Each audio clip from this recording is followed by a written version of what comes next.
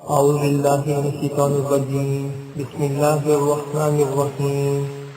آج ہم سورہ شورى کی آیت نمبر 33 سے تلاوت، ترجمہ اور تفسیر کا آغاز کریں گے، اور میں ابھی آیت نمبر 33، آیت نمبر 34 اور آیت نمبر 35 کی تلاوت کروں گا۔ بسم اللہ الرحمن الرحیم۔ إن يشاء يسكن الريح فيظللن رواكد على ظهره إن في ذلك لآيات لكل صبار شكور أعوذ بكم بما كسبوا ويعفو عن كثير ويعلم الذين يجادلون في آياتنا ما لهم من محيص۔ ترجمہ: اگر وہ چاہے تو ہوا کو روک دے تو کشتیاں سمندر کی پشت پر ٹھہر جائیں۔ بے شک اس میں ضرور ہر بڑے صبر کرنے والے، شکر کرنے والے کے لیے نشانیاں ہیں۔ یا اگر اللہ چاہے تو ان کشتیوں کو لوگوں کے گناہوں کے سبب تباہ کر دے اور سب سے گناہوں سے درگزر فرما دے، اور ہماری آیتوں میں جھگڑنے والے جان جائیں کہ ان کے لیے بھاگنے کی کوئی جگہ نہیں۔ تفسیر: یہ شاید اگر وہ چاہے تو ہوا کو روک دے۔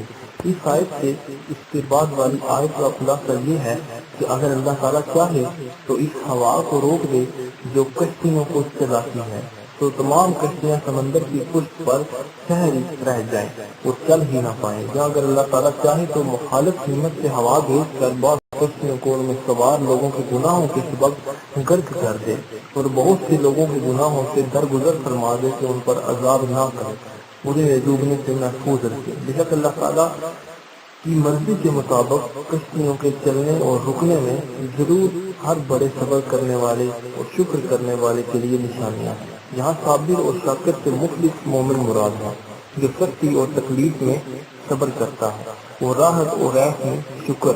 اور مقصد یہ ہے کہ مومن بندے پر لازم ہے کہ وہ اللہ تعالیٰ کی معرفت کے دلائل سے کسی طرح غافل نہ ہو، کیونکہ مومن بندہ یا تو سختی اور تکلیف میں مبتلا ہوگا یا راحت اور عیش میں ہوگا۔ لہٰذا اسے چاہیے کہ اگر اس پر سختی اور تکلیف آئے تو وہ صبر کرے، اور نعمتیں ملے تو اللہ تعالیٰ کا شکر ادا کرے۔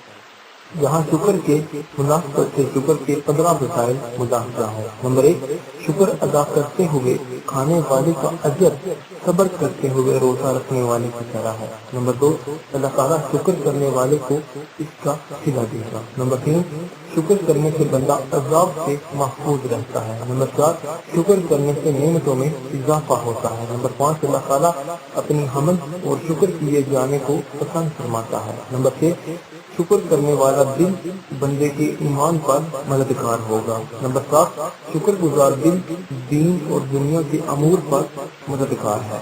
نمبر 8، عطا پر شکر کرنا اللہ تعالیٰ کی رحمت میں داخل ہونے کا سبب ہے۔ نمبر 9، وہ ہے جس میں کوئی شک نہیں، عافیت کے ساتھ شکر کرنا ہے۔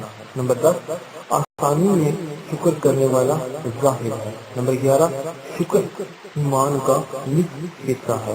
نمبر 12، اللہ تعالیٰ کا شکر ادا کرنا دنیا کی تمام نعمتوں سے بہتر ہے۔ نمبر 13، قیامت کے دن اللہ تعالیٰ کے افضل ترین بندے وہ ہوں گے جو بہت شکر گزار ہوں گے۔ نمبر 14، شکر ادا کرنے سے بندہ زوال نعمت سے بچ جاتا ہے۔ نمبر 15، جب اللہ تعالیٰ کسی قوم کے ساتھ بھلائی کا ارادہ فرماتا ہے تو ان کی عمر دراز کر دیتا ہے اور انہیں شکر کا الہام عطا فرماتا ہے۔ اللہ تعالیٰ ہمیں ہر حال میں اپنا شکر ادا کرتے رہنے کی توفیق عطا فرمائے۔ وَيَعْلَمَ الَّذِينَ يُجَادِلُونَ فِي آيَاتِنَا، اور ہماری آیتوں میں جھگڑنے والے جان جائیں، یعنی اگر اللہ تعالیٰ چاہے تو لوگوں کو سمندر میں غرق کر دے، اور قرآن پاک کو جھٹلانے والے جان جائیں کہ ان کے لیے اللہ تعالیٰ کی گرفت اور اس کے عذاب سے بھاگنے کی کوئی جگہ نہیں۔ آیت نمبر 36، فَمَا أُوتِيتُم مِّن شَيْءٍ فَمَتَاعُ الْحَيَاةِ الدُّنْيَا وَمَا عِندَ اللَّهِ خَيْرٌ وَأَبْقَىٰ لِلَّذِينَ آمَنُوا وَعَلَىٰ رَبِّهِمْ يَتَوَکَّلُونَ۔ ترجمہ: تو اے لوگو، تمہیں جو کچھ دیا گیا ہے وہ دنیاوی زندگی کا ساز و سامان ہے، اور وہ جو اللہ کے پاس ہے وہ ایمان والوں اور اپنے رب پر بھروسہ کرنے والوں کے لیے بہتر اور زیادہ باقی رہنے والا ہے۔ تفسیر: اس آیت کا ثانی نزول یہ ہے کہ حضرت ابوبکر صدیق رضی اللہ تعالیٰ عنہ نے اپنا سارا مال اللہ تعالیٰ کی راہ میں صدقہ کر دیا۔ اس پر عرب کے لوگوں نے آپ رضی اللہ تعالیٰ عنہ کو ملامت کی تو اللہ تعالیٰ نے آپ کے حق میں یہ آیت نازل فرمائی اور ارشاد فرمایا کہ اے لوگوں، تمہیں جو کچھ دنیاوی مال و اسباب دیا گیا ہے وہ آخرت کا زاد راہ نہیں بلکہ صرف چند روز کی دنیاوی زندگی کا ساز و سامان ہے اور یہ ہمیشہ باقی نہیں رہے گا، جبکہ جو اجر و ثواب اللہ تعالیٰ کے پاس ہے وہ ایمان والوں اور اپنے رب عز و جل پر بھروسہ کرنے والوں کے لیے بہتر اور زیادہ باقی رہنے والا ہے۔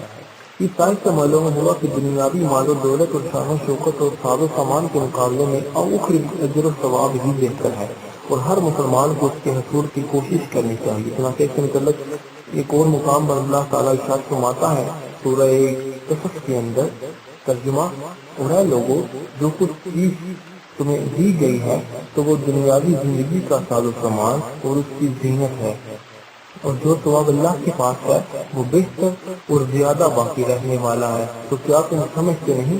اسی طرح ایک اور جگہ اللہ تعالیٰ سورہ ال عمران میں ارشاد فرماتا ہے، ترجمہ: لوگوں کے لیے ان کی خواہشات کی محبت کو آراستہ کر دیا گیا، یعنی عورتوں اور بیٹوں اور سونے چاندی کے جمع کیے ہوئے ڈھیروں اور نشان لگائے گئے گھوڑوں اور مویشیوں اور کھیتوں کو ان کے لیے آراستہ کر دیا گیا۔ یہ سب دنیاوی زندگی کا ساز و سامان ہے اور صرف اللہ تعالیٰ کے پاس اچھا ٹھکانہ ہے۔ اے حبیب، تم فرماؤ، کیا میں تمہیں ان چیزوں سے بہتر چیز بتا دوں؟ سنو، وہ یہ ہے کہ پرہیزگاروں کے لیے ان کے رب کے پاس جنتیں ہیں جن کے نیچے نہریں جاری ہیں اور ان میں وہ ہمیشہ رہیں گے، اور ان کے لیے پاکیزہ بیویاں اور اللہ تعالیٰ کی خوشنودی ہے، اور اللہ بندوں کو دیکھ رہا ہے۔ اور اخروی ثواب اور انعامات حاصل کرنے کی ترغیب دیتے ہوئے اللہ تعالیٰ سورہ صافات میں ارشاد فرماتا ہے، ترجمہ: ایسی ہی کامیابی کے لیے عمل کرنے والوں کو عمل کرنا چاہیے۔ اللہ تعالیٰ ہمیں اخروی نعمتوں کی اہمیت کو سمجھنے اور ان نعمتوں کو حاصل کرنے کے لیے بھرپور کوشش کرنے کی توفیق عطا فرمائے، آمین۔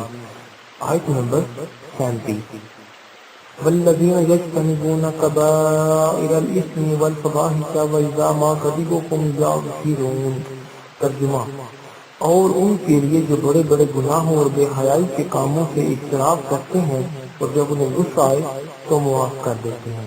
تفسیر: یعنی اجر و ثواب ان کے لیے بھی ہے جو کبیرہ گناہوں اور بے حیائی کے کاموں سے اجتناب کرتے ہیں۔ کبیرہ گناہ وہ ہیں جن کے کرنے پر دنیا میں حد جاری ہو، جیسے قتل، زنا اور چوری وغیرہ، یا اس پر آخرت میں عذاب کی وعید ہو، جیسے غیبت، چغلخوری، خود پسندی اور ریاکاری وغیرہ۔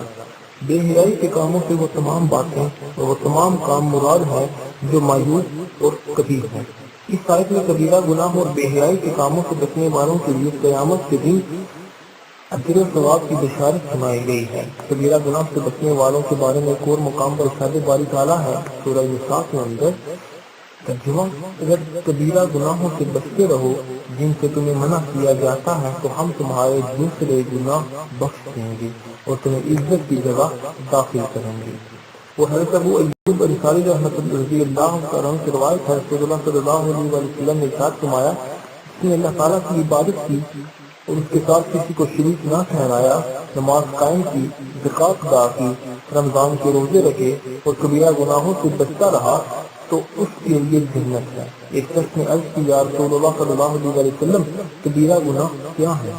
نبی کریم صلی اللہ علیہ وسلم نے ارشاد فرمایا، اللہ تعالیٰ کے ساتھ شرک کرنا، کسی مسلمان کو ناحق قتل کرنا اور کفار سے جنگ کے دن میدان سے فرار ہو جانا۔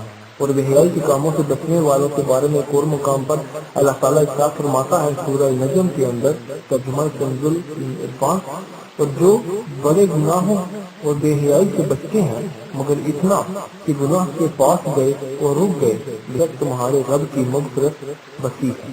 اور حضرت سہل بن سعدی رضی اللہ تعالیٰ عنہ سے روایت ہے، نبی کریم صلی اللہ علیہ وسلم نے ارشاد فرمایا، جو مجھے اس چیز کی ضمانت دے جو دو ٹانگوں کے درمیان ہے یعنی شرمگاہ، اور جو دونوں جبڑوں کے درمیان ہے یعنی زبان، تو میں اسے جنت کی ضمانت دیتا ہوں۔ اللہ تعالیٰ ہمیں کبیرہ گناہوں اور بے حیائی کے کاموں سے بچنے کی توفیق عطا فرمائے، آمین بجاہ نبی آمین۔ آیت نمبر 38۔ والذین استجابوا لربهم واقاموا الصلاة وامرهم شورى بینهم ومما رزقناهم ينفقون۔ ترجمہ، اور ان کے لیے جنہوں نے اپنے رب کا حکم مانا اور نماز قائم رکھی اور ان کا کام ان کے باہمی مشورے سے ہوتا ہے اور ہمارے دیے ہوئے رزق میں سے کچھ ہماری راہ میں خرچ کرتے ہیں۔